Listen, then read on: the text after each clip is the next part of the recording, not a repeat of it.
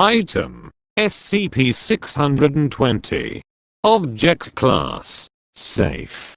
Special Containment Procedures: SCP-620 is not considered a direct hazard as such. Its containment procedures exist to create an environment where researchers can study its effects without being exposed to them. SCP-620 is to be mounted to a large two-way mirror separating an observation area from the testing area. It is to be attached to the mirror by suction cup mounts. In the event of suction cup failure, the testing area must be evacuated until SCP-620 can be remounted. Research personnel may remount the object, as brief exposure is not considered dangerous. SCP-620 is currently connected directly to Site-S power supply following incident SCP-620. Any signs of wires needing repair must be reported to site maintenance staff immediately. Description: SCP-620 is an analog clock of unknown make and model. It bears no markings indicating a manufacturer or place of origin. Its face is styled after the yellow smiley face design. When SCP-620 is powered, all subjects observing its face experience perceived time acceleration. Constant observation is not required. Occasional glances will induce a perceived acceleration as quickly as constant observation. Upon the conclusion of a testing session, test subjects were asked to gauge how much time they thought they had spent testing. All underreported time spent testing by a factor proportional to time spent exposed to SCP-620. Subjects exposed to SCP-620 for under 5 minutes were no less accurate at measuring time than a control group. However, as exposure length increases, inaccuracy rises proportionally. Most subjects experience its effect to be pleasurable.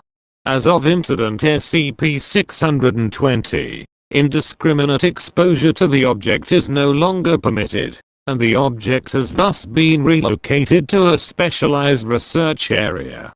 The perceived time acceleration only persists as long as the object remains functional.